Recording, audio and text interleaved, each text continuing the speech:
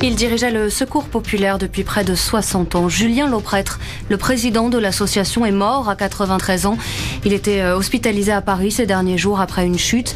Plus qu'un président, c'est un ami que tous les membres ont perdu aujourd'hui, écrit le Secours populaire. 24 200 demandeurs d'emploi en moins dans la catégorie A, une baisse de 0,7% sur le premier trimestre de l'année pour ces chômeurs sans aucune activité, moins 1,5% sur un an, un chiffre donné ce midi par Pôle emploi et le ministère du Travail. Les syndicats enseignants demandent des garanties budgétaires après les annonces d'Emmanuel Macron hier soir, notamment sur la limitation du nombre d'élèves par classe, pas plus de 24 de la grande section de maternelle au CE1. Le SNUIPP salue cette mesure qui va dans le bon sens. Ce qui nous manque, c'est le budget, précise le porte-parole. Même position du côté de l'UNSA. Quelques milliers de manifestants dans le quartier européen de Bruxelles ce midi. Des syndicalistes venus de France, d'Allemagne ou de Grèce.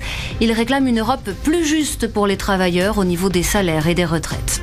L'ancien capitaine du 15 de France, Raphaël Ibanez, bientôt manager des Bleus. L'ex-talonneur confirme, il prendra ses fonctions après la Coupe du Monde de rugby l'automne prochain.